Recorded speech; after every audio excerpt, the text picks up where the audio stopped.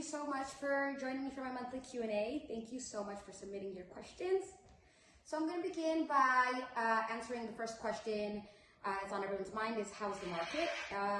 And as it has been, the market continues to remain strong, prices continue to remain high, there's still multiple offer situations, and sellers remain optimistic. In fact, recent surveys indicate that as of April, the seller optimism is continuing to rise, and that many sellers intend on selling within the next 12 months. So what does that mean? Well, one, if we get more inventory, if more sellers decide to put their house on the market, that might then put some sort of downward pressure and diminish the buyer competition, and we may see less multiple offer situations, and the market might not be as intense. Does that mean it's going to crash? Probably not, but I still think that, according to Danielle Hale, the chief economist at Realtor.com, there may be some decrease in the intensity of the competition in the next few months.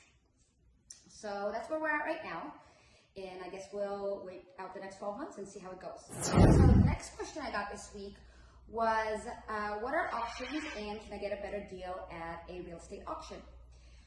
So to answer that question, first we need to kind of learn what an auction is, and the risks and ramifications and the differences between standard sale and an auction sale.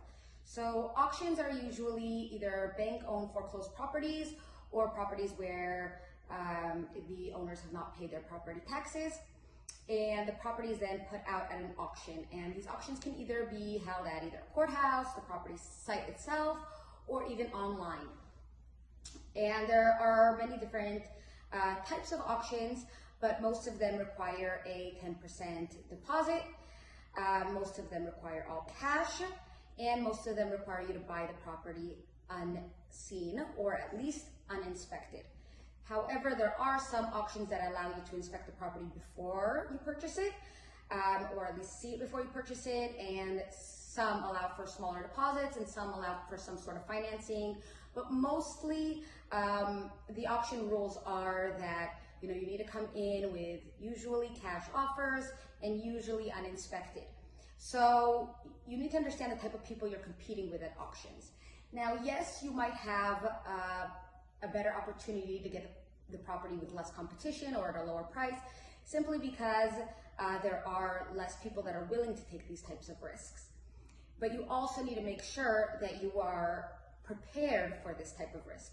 So usually the type of people who buy these properties are seasoned investors who know that they can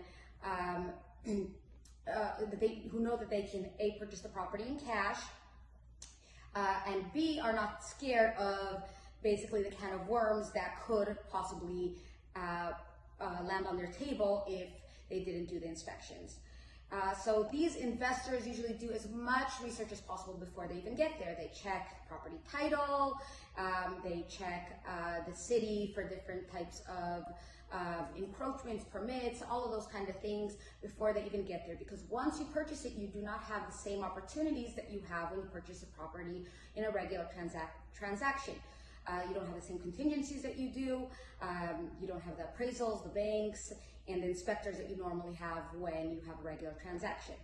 So yes, there might be opportunities at auctions, and certainly people do land great deals at auctions, but these are typically people who are very seasoned at it and who know how to mitigate those risks. So if that's something that you're considering, reach out to me and I can give you a little bit more information about auctions, but definitely do your research before you just get excited and think that you can get a property for half the price, because that's not the way that it works. So the last question is, I hear there are open houses. Is that true, and are you happy about it? So yes, we are back in business. There are now open houses. Obviously things are different and we now need to abide by COVID protocols and guidelines, but at least we have the opportunity to show the properties in large segments and have people walk in without appointments. And I don't know if I didn't realize this before, but open houses are great opportunities for both buyers and sellers. Scheduling appointments gets very, very time consuming and very, very difficult for both buyers and sellers. And so this is a really great opportunity to kind of consolidate those showings, make sure that everyone gets an opportunity to view the properties. And it takes, I think, a lot of burden off of the agents. And it's also a great opportunity to meet different agents and to see different properties all together. So I'm really happy about it, and I'm very excited to post my new listings and hold open houses. So thank you again for joining me today, and I look forward to seeing you next month. Thanks.